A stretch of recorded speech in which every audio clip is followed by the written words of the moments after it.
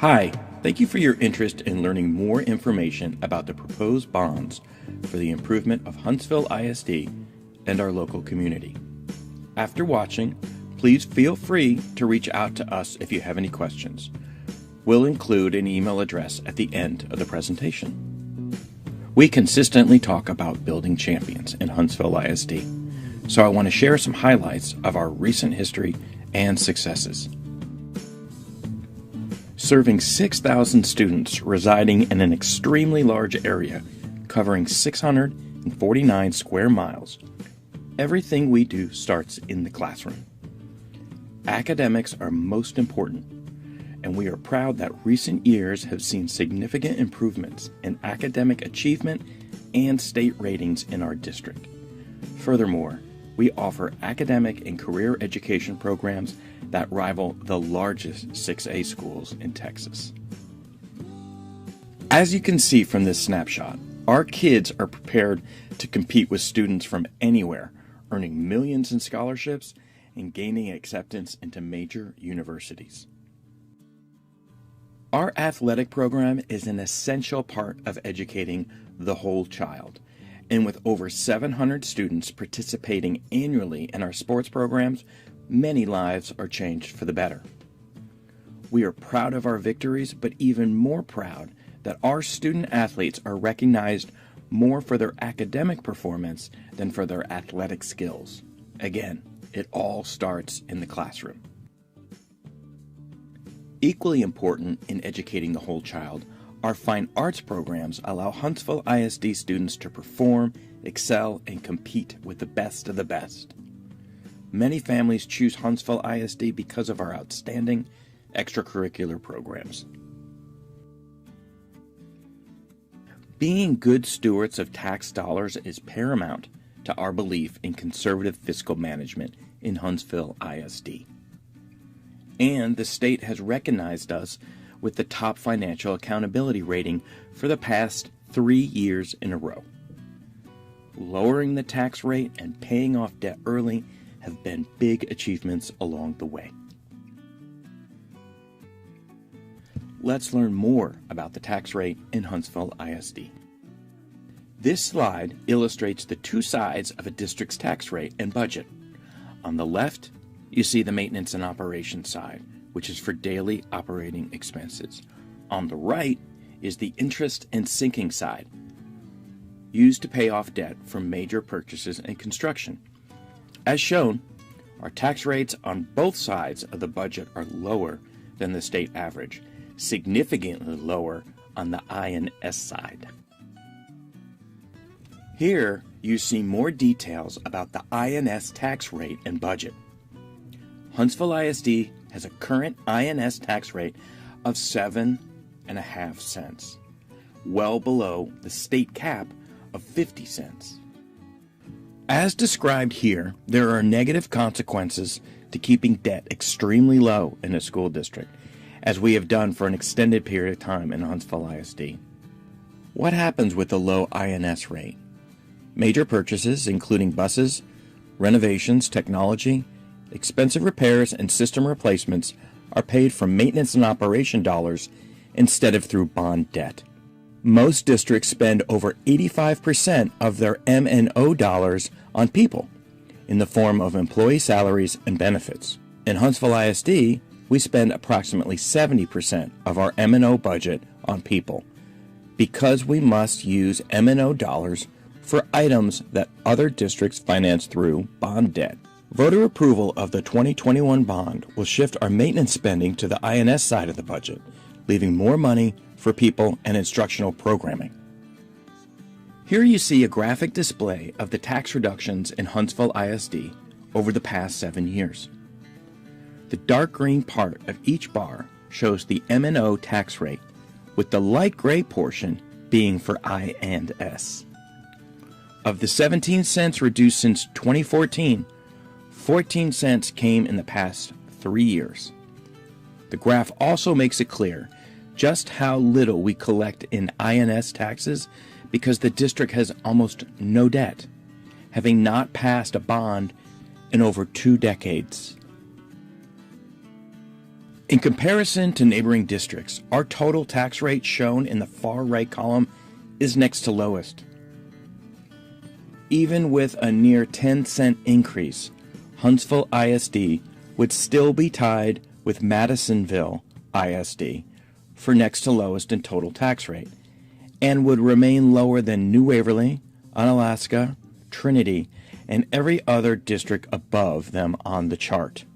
The INS tax rate shown in the third column from the left is where most of the difference is, with Huntsville ISD being the lowest rates at only 7.5 cents.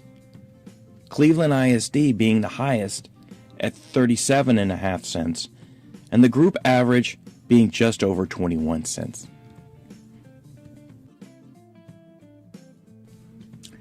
This is how it shakes out in real dollars. These are actual tax bills from the year 2020 taken from appraisal district websites. As you can see, the tax bill for a home valued at or near $250,000 varies greatly depending on where it's located. A $250,000 home in Huntsville costs a homeowner $1,137 less in school taxes compared to the same value home in Willis ISD. Total property taxes from all taxing entities in Huntsville are also much cheaper than in other counties. Taxes are low in Huntsville ISD and would remain lower than neighboring districts even with the proposed increase. Now that you know a little background information about Huntsville ISD and our current tax rate, I would like to share some information about where we want to go. Our planning process started over a year ago with a large and diverse group of community members. Their work led to our adopted long-range facility plan and eventually to the bond election for May 1st, 2021. The plan was split into two separate propositions for voters to consider: Proposition A and Proposition B. They will be listed separately on the ballot. The official ballot language for Proposition A can be seen here, and the next few slides describe the major components of this proposition. Proposition A. Proposed new grade alignment. The long-range facility plan is centered on realigning grade levels to reduce the number of campuses children attend as they grow up, from 5 schools to only 3 schools.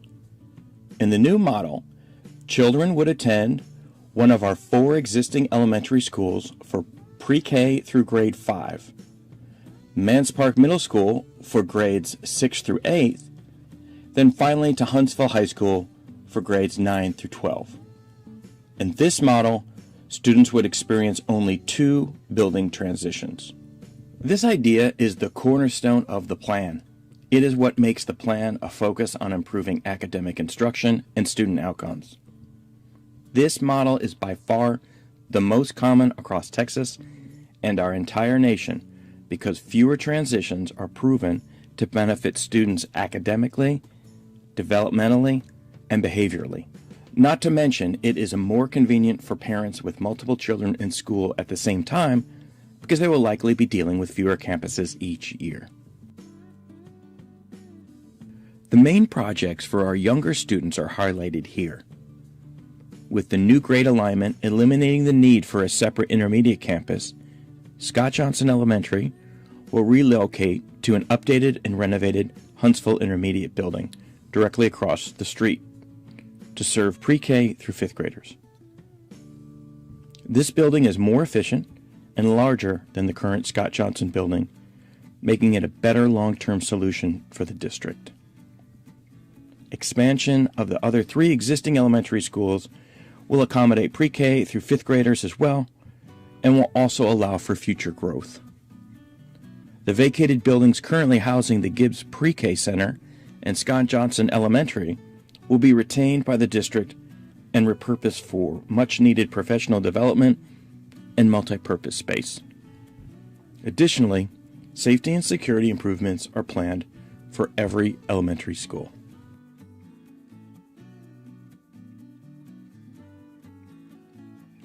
Mans Park Middle School will see significant renovations listed here, as well as expansion to accommodate 6th grade students and safety and security upgrades. At the high school, we plan to build a new district auditorium that is designed to meet the needs of our fine arts groups and other large gatherings, as well as our first ever district-owned baseball and softball fields. A key point to the plan is every campus will see safety and security enhancements and other prioritized improvements.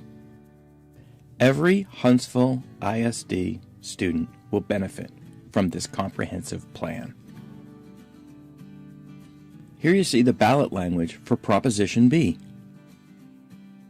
The cornerstone of Proposition B is a complete renovation of Hornet Field at Huntsville High School, turning it into a varsity-level stadium for football, soccer, track and field, marching band competitions, and our dance team and cheer teams.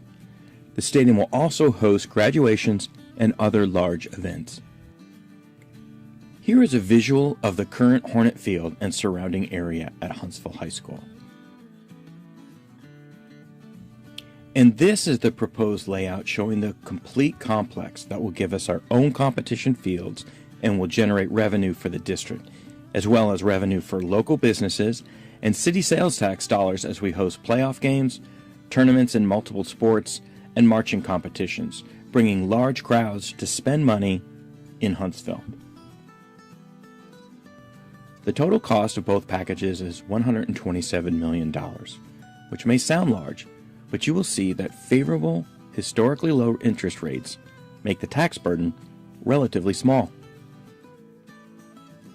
Here is a closer look at the tax impact of the proposed bonds. As you can see here, the maximum tax rate increase would be less than 10 cents. Keep in mind, this maximum increase would not happen immediately, but instead would occur gradually over years as bonds are sold. At this maximum, a home with a taxable value of $100,000 and a homestead exemption would generate an additional $74.59 per year, or just over $6 per month. If bond rates stay below projections as they are presently, the maximum increase is likely to be lower than shown here, but we feel compelled to give you the worst case scenario. A key point is that homeowners 65 and older will not see a tax rate increase if these bonds pass. The next steps between now and Election Day are very important. We urge you to register to vote and to encourage everyone you know to register as well. It's a civic duty and an important right we enjoy in our democracy. Every registered voter with an address in the Huntsville ISD boundaries is eligible to vote in a bond election. You do not have to be a property owner to vote. We ask you to spread the word. We have tons of information available, all of which is also on our website. Here is a link to the dedicated bond page on our district website. If you forget the address, no worries. Just search for Huntsville ISD, go to our website, and you will see how to get the bond information right there on our homepage. All early voting will take place at the Walker County Storm Shelter from April 19th through April 27th. Most days, polls are open from 8 a.m. to 5 p.m., with extended hours on 2 days and shorter hours on Saturday. We encourage you to vote early so you don't forget or get tied up on Election Day and miss out on your chance to exercise your right to vote. If you do wait until Election Day, there are 5 locations across our 4 precincts to make voting more convenient. But eligible voters can vote at any of the 5 sites on Election Day. You do not have to vote in your precinct. Thank you for watching. We hope you found this presentation informative. We welcome any questions you may have, so feel free to email us at communications@huntsville-isd.org. We appreciate your interest in learning more, and please remember to vote. All right, we're so thankful that you're able to join us online today. I have Dr. Sheppard here with us, and there's some questions I want to ask you. This is the eve of early voting, right? It's here. It's game day. It is game day, and so I've been able to attend a couple of these with Holly and myself, and there's some questions I know I've heard that just want to ask you for those that may be online. If you're watching on Facebook and you want to ask some questions, you can go ahead and ask them, and I will have them here. But Dr. Sheppard, thank you for being here with us tonight. Thanks for the opportunity. We appreciate University Heights Baptist Church and just having this opportunity to share the facts about the bond election. All right, so one of the questions I get quite a bit when I'm sharing it in different places, why Prop B? We got Prop A, which is the $92 million proposition, and then you've got Prop B, which everyone seems to be labeling the athletic. It's all about athletics over academics. Now, understand, full disclosure, Dr. Sheppard is only able to share facts with us. I want to make sure you know that. That's all he's able to do, and so I don't have to. I can go a little bit further, but he can't. And so he's going to share with you the facts behind a lot of these things. But that's a question I get quite a bit. Why Prop B? What's involved in that we're not seeing? Well, I can kind of summarize. So I'll start with this, and again, everything I say will be fact-based. Huntsville is one of only 2 school districts in the entire state of Texas that does not have its own varsity-level stadium. So 1,029 public school districts in Texas, and only 2 of us don't have our own property for varsity-level competitions, marching band contests. Much of this was covered in the presentation that you saw. But there are some things about Prop B that we want people to think about just beyond the use of that stadium for football. I've heard the same as you. It's a football stadium. Well, it's really not a football stadium. It's a multi-purpose stadium. When we have events there, not only for Huntsville Hornet events, but hosting playoff games, marching band competitions on the weekends, those kinds of events bring people to a community our size. And we're perfectly positioned geographically to attract events like that to Huntsville. And when people come, I always say they're going to eat a cheeseburger, they're going to fill up their gas tank, they might stay in a hotel, they might shop locally while they're here. So there's some infusion of money into the local community for small businesses and also in the form of sales tax revenue. So for us, for the second year in a row, we won't be graduating in Huntsville. That announcement just came out a week ago. But we always say this, Sam Houston State University is a valued partner, and they have been for decades. But Sam Houston doesn't have an obligation or a responsibility to provide facilities for the local public school district. That's the obligation of the district and community, the same as it is in every other community in Texas. So Prop B would give us something that basically everybody else already has. Yeah, and the one thing about with Prop A and Prop B, because I'm on different places of social media, and people just asking questions in different places. They say, it seems as though it's off balance. It's more about athletics and academics. When really, when you put Prop A and Prop B together, about $83 million is for non-athletic. And you and I know that athletic and academics, they go hand in hand. But if you're wanting to label it non-athletic, it's about $83 million non-athletic, $44 million athletic.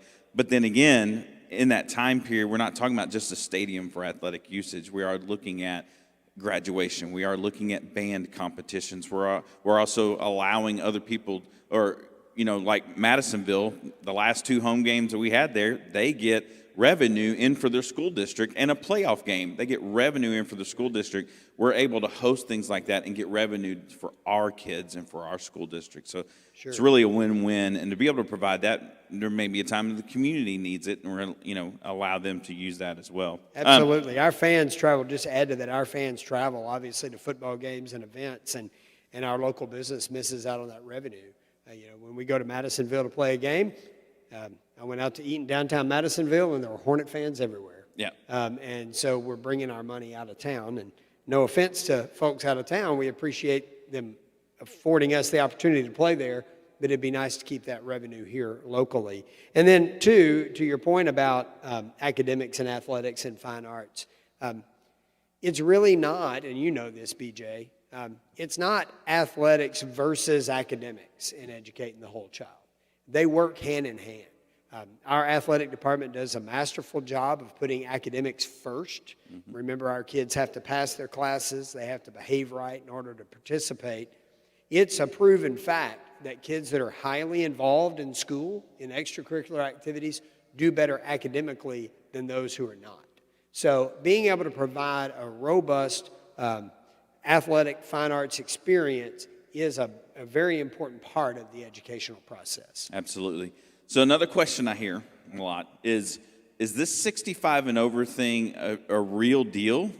But there's a caveat to that, because the way that it's going to be written on the proposition, it's going to seem as though we're lying, and we're not, but it's just the way things are written. So can you unpack that a little bit for us? I can. It has always been true that school taxes are frozen for homeowners 65 and older that have a homestead exemption. So not only is the tax rate frozen, but the actual dollar amount is frozen. So even if their property value goes up, their tax bill from the school district will always be the same. It could go lower, but it can't go higher. But 2 years ago, our legislature passed a bill requiring all ballots for any type of bond election to say specifically at the end of the ballot, this is a tax increase. Well, that may have sounded simple to the folks at Austin that were passing that bill, but they failed to realize that that's not true for every voter. It is absolutely a fact that if you're 65 or older with a homestead exemption, your taxes are frozen, will not go up. But it's going to say that it's a tax increase on the ballot language. So that is a little confusing. People are working in this legislative session to try to undo that law. But for our election, we're still under that law. Okay. So with the presentation that we just offered, I don't know if there's some other things you want to kind of add to it while you're thinking about that. I do want to remind everybody, early voting begins tomorrow, 8 o'clock a.m. The storm shelter is where early voting will be. It's going to be Monday through Friday and also Saturday, but then also Monday and Tuesday the following week is early voting. And you can get all of this information. Our school district has done a fantastic job. If you go to Huntsville-ISD/2021 bond, all of the information is there for you to find out voting location when it comes to Election Day on May 1st. But it also lets you know everything you need to know. They've done a great job. I just want to let you guys know, from a church, from a community, y'all have done a great job of informing and making sure people knew the facts, where nothing is being hidden. Everything's out there saying this is what we got. And so from a school district that's being led from top down, and so we appreciate how you have led this team. We have many team members that go to this church who are educators and who are admin staff as well. And we're thankful for everything y'all have done for HISD. And we look forward to early voting and voting day and everything else. And for my wife and myself and our church, we just want to say thank you. Well, thank you for what you've done for our school district and how you're moving forward. But I want to give you, is there anything in the presentation? I didn't know if there was anything in there that you wanted to, maybe we'll cover a little bit more with our audience out there. Not really. The presentation is pretty chock full of information. I would just add that if you have a question about what you saw tonight, if this was the first time you saw that video presentation, it is housed on our website. So if you just go to the Huntsville ISD website, you can easily find a link to the bond information on the homepage, and you'll be able to go and replay that video with Matthew's voiceover and hear it again. There are also pamphlets and brochures on the website. Like BJ said, we try to get as much factual information out as we could. It has been 23 years since Huntsville has successfully passed bonds in the district. You asked if there was something I would reiterate. The thing I would reiterate is the financial piece of this presentation. Just to kind of give you some history, in 98, when the last bonds were passed, it was a less than $35 million package. that cost the taxpayers an increase of approximately 15 to 17 cents to generate $35 million. In 2013, the next effort failed. It was a $65 million proposition, which would cost the taxpayers roughly 17 cents.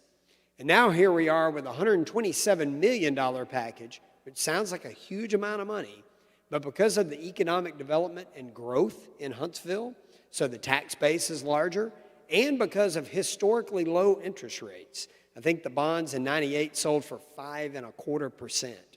We're going to pay less than 2% for our bonds. So with those economic factors, it's a great time to invest in the schools. So we hope that there's been enough factual information out for people to make their decision about that. And again, we would just urge you to vote. Like BJ said, early voting starts Monday. So we want people to early vote because on May 1st, you may get busy, you may have a Little League game or something else and just get tied up. So get out to the polls early. All voting is at the storm shelter. Yeah, so that begins tomorrow, and so I just want to say thank you, Dr. Sheppard. Thanks for making your appointment open for us on Sunday, especially the eve before early voting. And we're looking forward to seeing what's going to happen in our school district. But we're already excited with everything that's happening so far, and we can't wait to see what else happens. So thank you for tuning in, and if you got any questions, feel free to ask. And we hope you have a